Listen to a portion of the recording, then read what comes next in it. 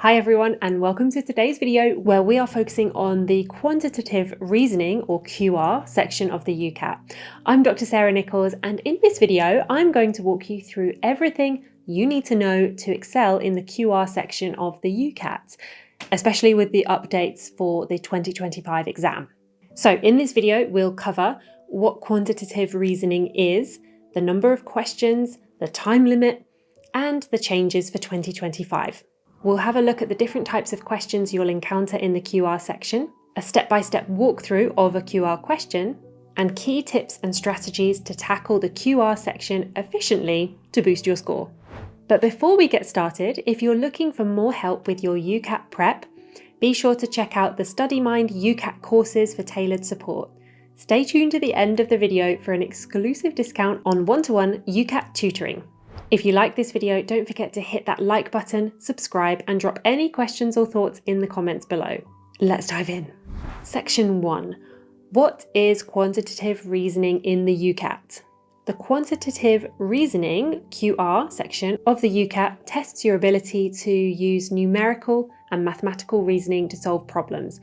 So it's designed to assess your capacity to interpret data, understand relationships, and apply mathematical principles to real-life scenarios. And while it doesn't require complex mathematical knowledge, it focuses on your ability to work with numbers quickly and efficiently. Here's what you need to know about this section. The number of questions. So you'll face 36 questions in total, divided across two subsections, one with standard multiple choice questions, and the other with data interpretation questions. Time. You'll have 26 minutes to answer all the questions. This means you'll have just over 40 seconds per question, so managing your time is crucial. Changes for 2025. For the 2025 UCAT exam, the QR section will see some slight changes. Let's have a look at what these are. So there's an increased emphasis on real-world applications. Some of the questions will incorporate more complex data sets, such as financial scenarios, which may require you to make judgments based on multiple variables. There's also more focus on interpretation. You'll encounter scenarios where you'll need to not only calculate, but also interpret data, such as graphs and tables, to make logical conclusions and decisions. The calculations will still be straightforward, but interpreting the data effectively will be key. These updates mean you'll need to be even more prepared for data-heavy scenarios and quick mental calculations. So getting in as much practice as possible is important. Section 2. Types of questions in quantitative reasoning. There are a variety of questions you'll encounter in the QR section. Here's a breakdown of the most common types. Number 1. Basic arithmetic. These questions test your ability to perform quick calculations such as addition, subtraction, multiplication, and division. You'll often need to calculate percentages, ratios, and proportions. Number 2. Data interpretation. You'll be given data in the form of tables, graphs, or charts and asked to interpret that information. You may need to calculate averages, percentages, or identify trends. These questions test your ability to extract meaningful information from visual data. Number 3, word problems. These questions will present a scenario in the form of a written passage, and you'll need to extract the relevant information and apply basic mathematical concepts to solve them. Number 4, ratios and proportions.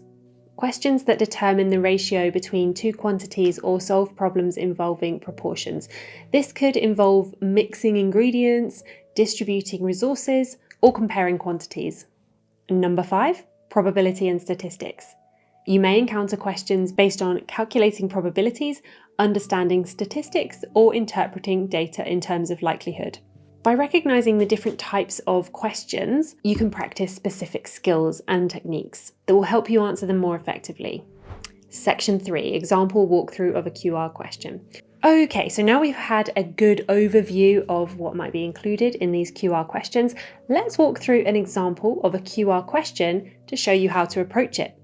This question will focus on ratios, so have a look at the question and pause the video to see if you can work it out. If you like, you can time yourself and see if you can answer it in under 43 seconds. We'll work through the answer together afterwards. So press pause on the video now. So this table shows different varieties of cake made using the same sponge mixture at a bakery, and the volumes of sponge and cream needed to make each variety. The question is, which two cakes have the most similar ratio of sponge to cream? The child birthday, adult birthday, child birthday or wedding number 1, wedding number 2 and wedding number 3, or adult birthday and wedding number 2, or Victoria sponge and wedding number 1. Answer rationale. So the quickest way is to start with estimation and then work precisely here. So for example, the adult birthday cake ratio is 960 to 230. So if we round up both numbers to 1000 to 250, we can see that it would equal 5 to 1. If we divided it down, divide it by 250. The approximate ratios of sponge to cream are child birthday 3 to 2, adult birthday 5 to 1, wedding 1 3 to 1, wedding 2 5 to 1, and wedding 3 15 to 1, Victoria sponge 50 to 1. Now remember that these are approximate values, but they do quickly draw our attention to the two cakes with the most similar ratios, adult birthday and wedding number 2. So if there were any doubt, we could then work precisely, but in this case, it's not become necessary. We can work on these estimate values.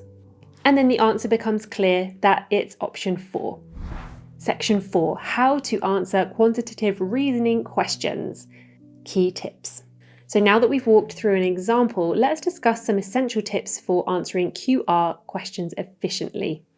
First of all, don't overcomplicate it. QR questions are designed to test your ability to think quickly, not necessarily solve complex equations.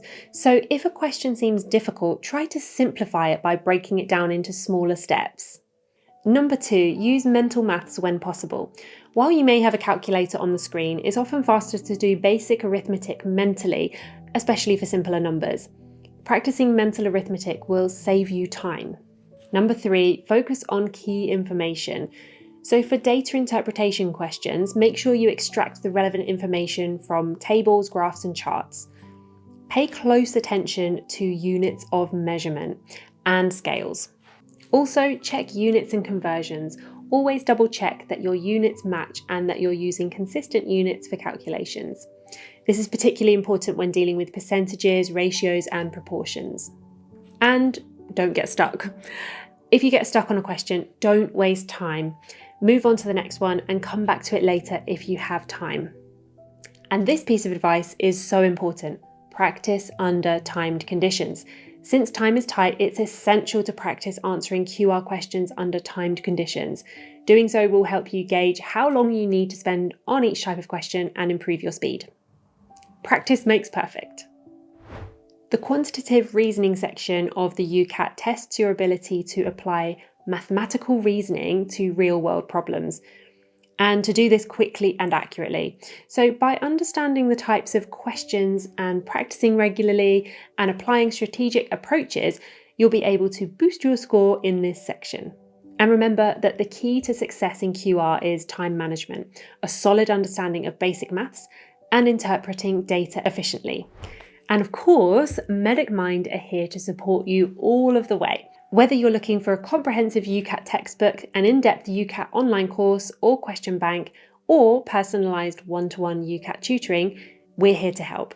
And do you remember that code that I mentioned at the start of the video? Well, you can use the code NEWTRIAL50 for 50% off one-to-one tutoring at checkout, and you can find the link in the description box below.